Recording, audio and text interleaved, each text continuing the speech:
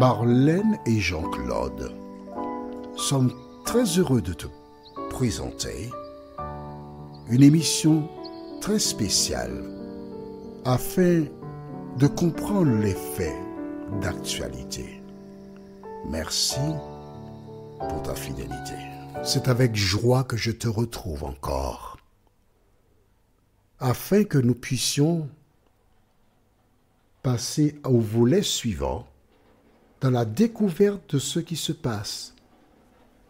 Je te rappelle que c'est à partir de mariage homosexuel voté dans une église que nous abordons ce thème. Aujourd'hui, nous voyons une aide.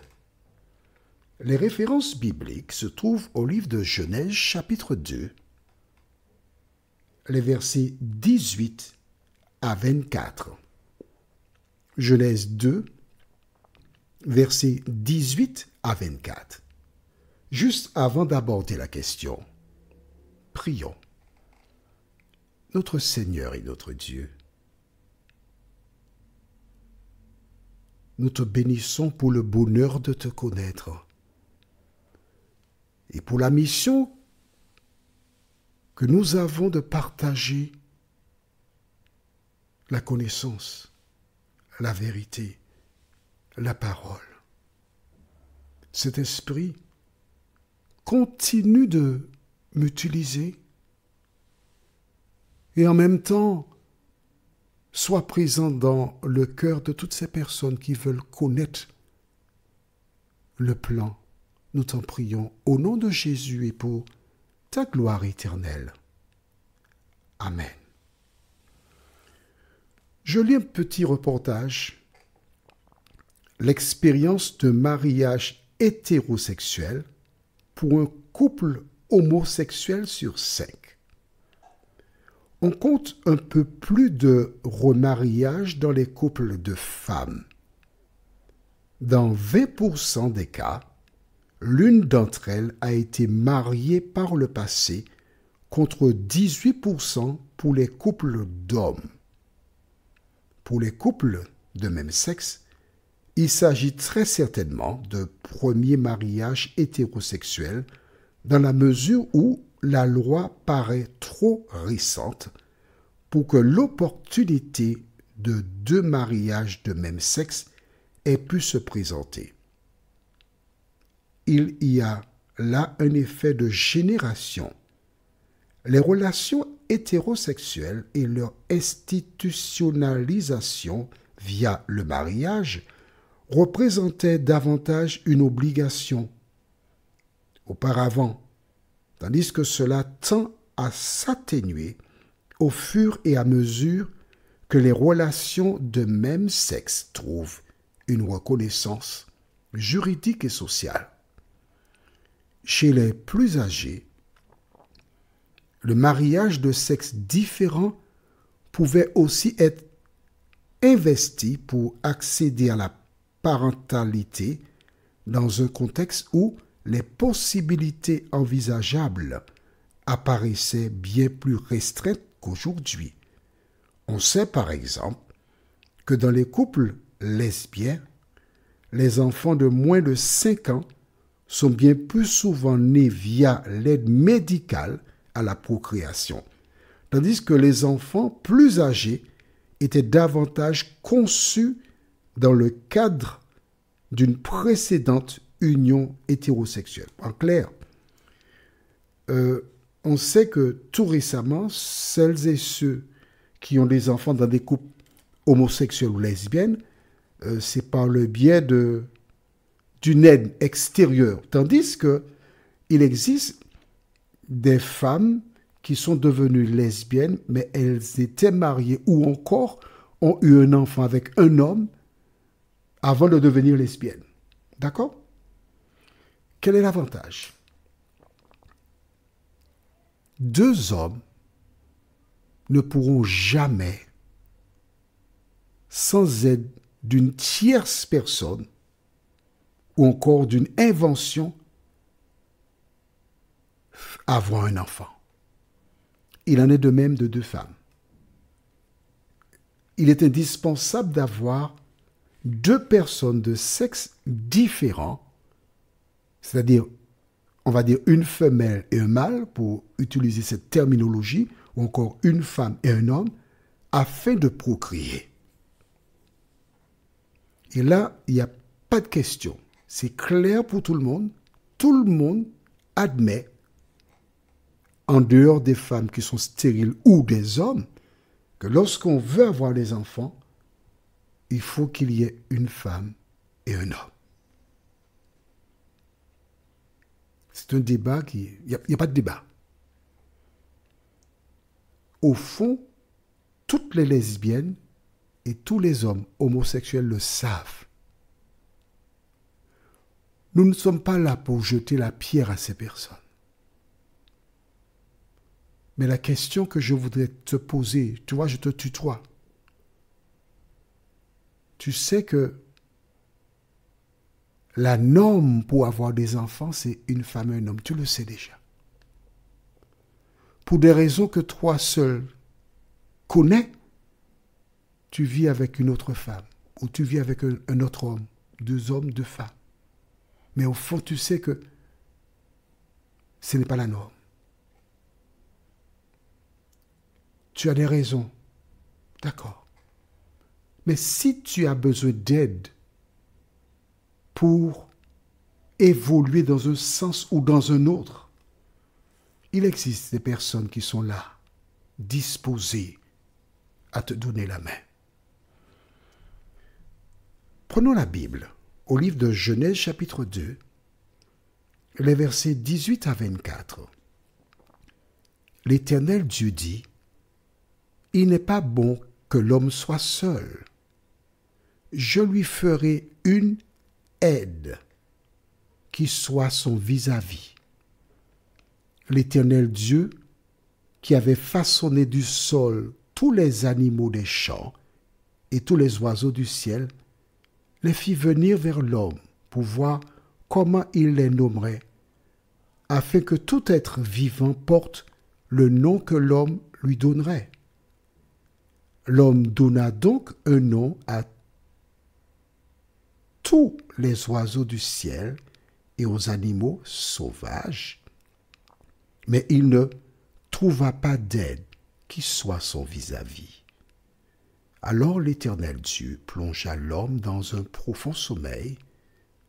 Pendant que celui-ci dormait, il prit une de ses côtes et referma la chair à la place. Puis l'Éternel Dieu forma une femme de la côte qu'il avait prise de l'homme, et il l'amena à l'homme. Alors l'homme s'écria, « Voici bien cette fois celle qui est os de mes os, chair de ma chair. Elle sera appelée femme, car elle a été prise de l'homme.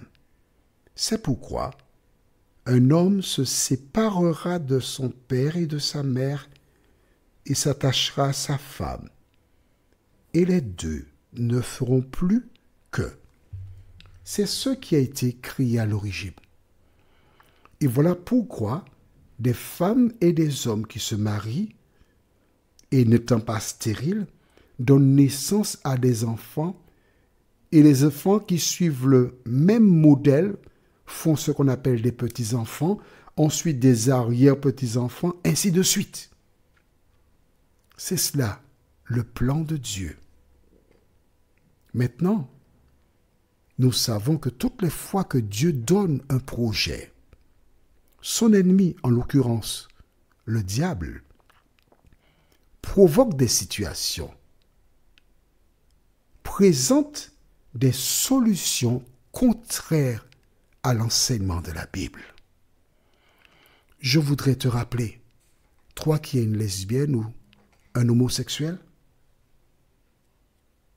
que tous les humains ont des faiblesses. Tous les humains flanchent par rapport aux ordres donnés par Dieu. Tous les humains. La Bible appelle et dit cela dans un verset, nous bronchons tous de différentes manières. Et nul n'est supérieur par rapport aux autres. Nous sommes tous logés à la même enseigne, avec des souffrances, des difficultés, des défis, des faiblesses, mais aussi avec des forces. Voilà donc pourquoi le Seigneur permet que je m'adresse à toi. Parce qu'il t'aime. Il a un projet pour toi. Il t'entend, il te voit. Alors que parfois certaines personnes te jettent la pierre, mais elles ne savent pas combien de fois tu t'es agenouillé pour demander à Dieu de t'aider. Elles ne savent pas combien de fois en tenant l'oreiller, tu pleures en regardant là où tu te situes. Mais Dieu m'a envoyé vers toi pour te dire de prendre courage, qu'il t'aime. Il n'abandonne jamais celles et ceux qui cherchent en lui un espoir, une solution. N'abandonne pas. Ne te laisse pas décourager. Parce que les bras de Dieu sont ouverts pour toi. Tu peux penser, parce que le rôle du diable, c'est de dire aux gens, non, tu as été trop loin, il y a trop longtemps que tu es dans cela, Dieu ne fera rien pour toi. Ne le crois pas, c'est pas vrai. C'est pas vrai. Aussi longtemps que tu es vivant, si tu appelles Dieu à ton secours, il t'aidera. Il enverra quelqu'un vers toi. Rappelle-toi, quand Jésus fut crucifié, ils étaient trois croix. Et là, sur l'une des croix se trouvait celui qu'on appelle le bon larron, qui dit à Jésus, « Seigneur, souviens-toi de moi quand tu viendras dans ton règne. » Il était sur la croix, condamné par les hommes. Dans quelques minutes, il allait rendre le souffle de vie. Mais fort heureusement pour lui, il a fait une demande à Jésus. Il est mort. Mais tandis qu'il souffrait, il garda à l'esprit cette parole parce que Jésus a dit, je te le dis aujourd'hui, virgule, tu seras avec moi dans le paradis. Il n'est pas monté le même jour, puisque Jésus étant ressuscité 2 jours plus tard, le dimanche matin, premier jour de la semaine, il déclara à Marie, je ne suis pas encore monté vers mon Père. Donc il était dans la tombe.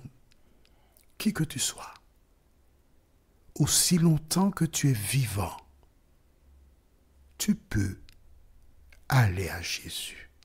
Prions. Seigneur,